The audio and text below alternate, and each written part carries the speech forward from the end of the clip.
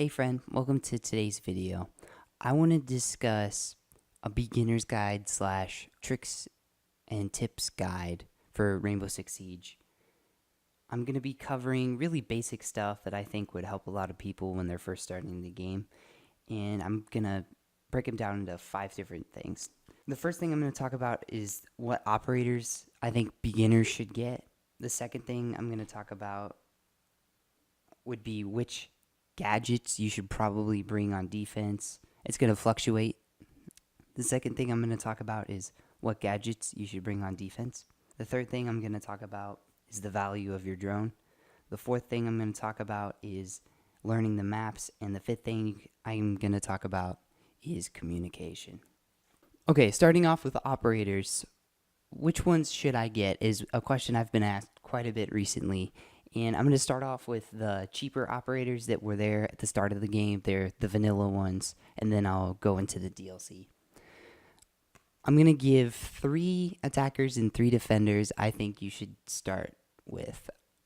For attack, Thermite, Thatcher, and I'm going to say Sledge.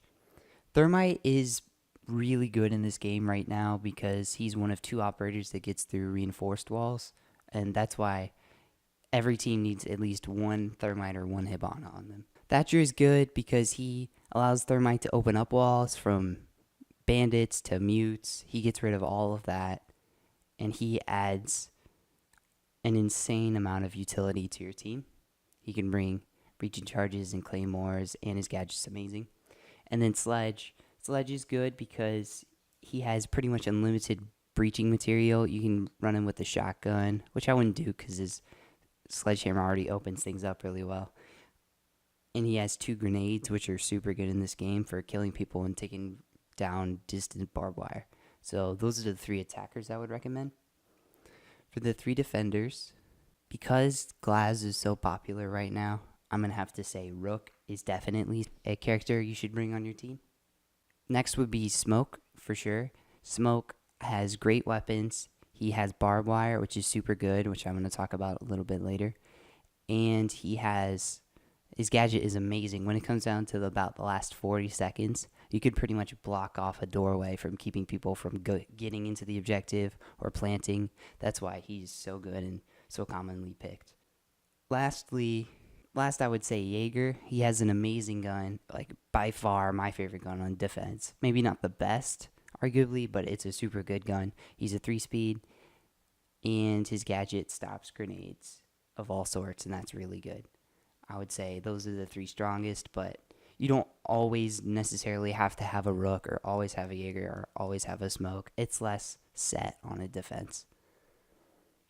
As for the DLC operators, for attack, Hibana, because she has 3 of those breaching materials, which are better used on ceilings. And bringing both her and a Thermite, you can pretty much open up anything that's standing between you and the objective. And then for defense, honestly, I'm not sure if I can decide between Mira or Valkyrie. Valkyrie has such a good gadget with extra cameras that's why so many people run her. And if you don't spot, it can pretty much stay hidden the entire time. And it's an amazing gadget. But Mira also gives out so much information as well, and she allows you to get more kills most of the time than Valkyrie does. Since you're putting it directly on the site, you can pretty much stop pushes sometimes. So between the 2, I would say if you're new to the game, go with Valkyrie. Learn some camera spots, but her guns are a little bit easier to use, and she's a 2-speed, so she's a little bit more flexible. I say her guns are. She does have a Desert Eagle as a sidearm, but her shotgun and her MPX are really good. I would have to probably mark Valkyrie up, but this is all just my opinion anyways. As for defender's utility, a lot of people will pretty much run impact grenades over everything in this game. And impact grenades are okay, but I think that they're just best spent opening up walls and not attacking people with them, because a pulse with the C4 will absolutely do a job far better than a smoke with the 2 impact grenades, because it'll do a lot more damage and you can instantly find out where they are with a pulsing scanner. So I would say a lot of times you want to bring barbed wire on, say, Smoke, because he gets access to both barbed wire and impact grenades. And the reason why barbed wire is so good is because it not only slows enemy down when they're treading through it, but it also gives an audio cue that lets you hear where they're coming. And so that can be super good late game. And if you pair it up with a Jaeger device, the barbed wire will sometimes stay there the entire game. It's phenomenal. As for impact grenades, they're good. Maybe one set is enough though, because it's best for just opening up rotate holes on a bomb defense so you can navigate from one side to the other and you're not just stuck in the doorway once they plant. It's not very good against taking down shields either. Sometimes it's better just to either use a C4 or to flank them. I feel like impact grenades just aren't a strong way to go.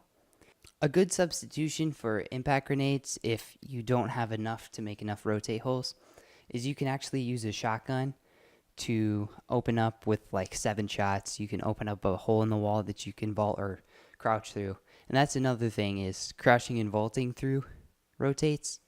It's a lot better to crouch, because when you crouch through it, a lot of times it goes faster. If you're at a full sprint, I'm pretty sure it's the same. But sometimes that's not possible. And when you vault through, the animation will be slower, but it doesn't matter when you crouch through it. And it also doesn't lock you into an animation. Between shields and impact grenades, though, if you're going to anchor a site with Rook and just sit there the entire time and there's not a lot of cover, then maybe you should bring a shield. That's more of a situational thing, but I think a lot of people are underestimating the power of barbed wire. That's the point I want to get across here. So when you're on defense, figure out a good choke point to put barbed wire down and play around that. That's a great way to get kills. Third is drones. I cannot believe how many people let their drones just die at the beginning of a round. Drones are like a little character that runs around the map, and you can tell everybody where they are to absolutely no danger to you whatsoever. Your drone is its own little being, and you shouldn't just let it die like that at the beginning of the round to farm 20 points, which you could get way more killing off a person. If you're first starting off, though, I understand sometimes it's easier to spot the objective, so you could figure it out where it is, so it's easier to attack. I get that. But at the same time, once it is spotted, you just want to get it out of the objective and maybe put it in your spawn or put it by where you're going to attack, and then have both of them. Because 2 drones is so good. It's so easy to clutch it when you have drones. Absolutely keep your drones alive. I can't stress this enough. Fourth thing I want to talk about is maps. A lot of times, you're just going to lose gunfights because you don't know the map as well as some people. And what you just got to do is you just have to play the game. Some people will run maps like in custom games to learn it, and there's nothing wrong with that. I'll do like a warm-up terrorist hunt before I play, and I'll choose a map I don't know very well. Valkyrie cam spots, you need to learn where drone holes are so you can toss grenades and such through and get your drone out in a pinch. Learn where outside windows are so you can jump out of them and kill attackers, or put a claymore there and not die to them. There's just so much to learn in this game, and the maps are really crucial because they're not going to change. So you just as you play the game, try and memorize map layouts, where certain pieces of bulletproof cover are that you can hide behind if you ever need to. That's really important in this game. And the fifth thing I want to talk about is communication. Communication is probably the most important thing in this game. It's true that you could probably, like I have soloed the enemy by myself without communicating whatsoever, but if the enemy team communicates against you and you're not talking, 9 times out of 10, you're going to lose those fights just because they constantly are giving themselves information on you. And if you're not talking to your team, you don't have any of that. Communicate with your teammates. I'm not saying talk their ears off the entire time. I'm just saying give key pieces of information as you play. Yeah, that's my beginner's guide. Thanks so much for watching. Check out the rest of my videos. I've started live streaming on YouTube at about 8 o'clock on weekdays, Eastern Standard Time, convert that. But that's not an official thing right now. I'm just sort of live streaming whenever I can. Yeah. See you on the next video. Remaining.